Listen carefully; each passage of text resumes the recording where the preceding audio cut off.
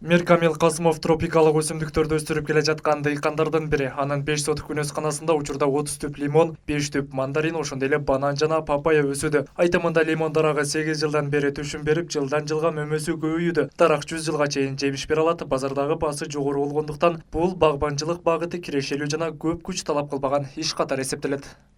Лимонду эч кандай бир карай турган мындай көгөйсүз жок да, только буну ысык сактаса кышында жакшы болот. Жайында биз маселен лимондарга эч кандай химикат иштетпейбиз. Только жайында сода, пищевой сода менен жууп коебуз, болду все. Астына калий менен фосфор салынат и көң салынат. Ошо убакытта сугарып турсак эле болду. Одно селода продукты проекти боюнча иштешип атам 2 жылдан бери. Кудайга шүгүр, ар эле bir 2000-3000 bankadan limon sok çıkaram. Bir yılda azı başlap atабыз, limon sok çıkarıştı.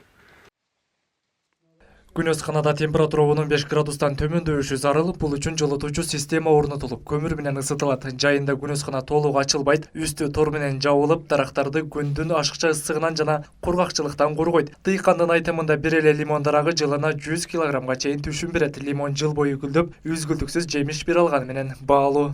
Температураны стабильный кармаш үчүн отопление кылдык да. Мына лимондар азыр 250 сомдон бизден алышып атат да. Килограммына 250 сомдон алышып атат. Өздөрү базарда азыр өзүнкөрү 300 сом, 350 сом килограмм ушундай сатышып атат. Араванды лимон болгон үчүн биздики сал эмерак да, сыпаттуу, кәсиби амандай сочныйраак дейби, ушундай. Азыр булардан 1 килограммды согуну чыгарсак, ашы 370 грамм, 400 граммга жетип сок чыгат. Өзбекстандыкыда 250 грамм ашынга жетип жетпей чыгат. Кытайдыкы мындан дагы неме да.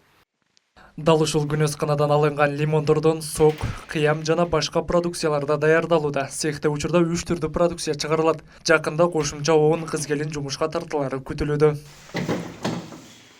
Уларда азыр эми башта мындай сок чыгарышты баштадык. Улар буюрса эми машкүллөрдөн лимон с медом чыгарабыз, банкаларды, кичине банкаларды. Азыр 10 декабрда бренди комиссияга да буюрса алып барабыз энди. Бренди комиссия өтсө сертификат албасак, анан ишти баштайбыз да. Бул Дөбө Коргон татым ишканасы биздин айыл чарба министри Бакыт Эргешевдин 30+20+10 долбооруна кирген. Бул +10 дегени бул кайра иштетүү ишканаларды киргизгенбиз. Бул жерде ушул лимон менен Дөбө Коргон татым ишканасы бир эле ичиндеги сок эле пайдаланбастан сыртындагы ушул атайын аппараттар менен варенье чыгарганга жасайт мындай кылып. Бул бир эле сок менен эле жолуп кетпейт да, сыртындагы биз иштетебиз. Бардык дыйкандарга бүгүнкү күндө жайылтып атабыз. Ушул ыкма менен дагы биздин Араван районунда бир дагы жакшы жаңылыктар менен чоң дагы ишканалар ачылып кеңейет деген ойдобуз. Дал ушундай пайдалуу түшүмдү мол бере турган айыл чарба продукцияларын жайылтуу үчүн аталган райондо атайын кеңеш берүүчү борбор түзүлгөн.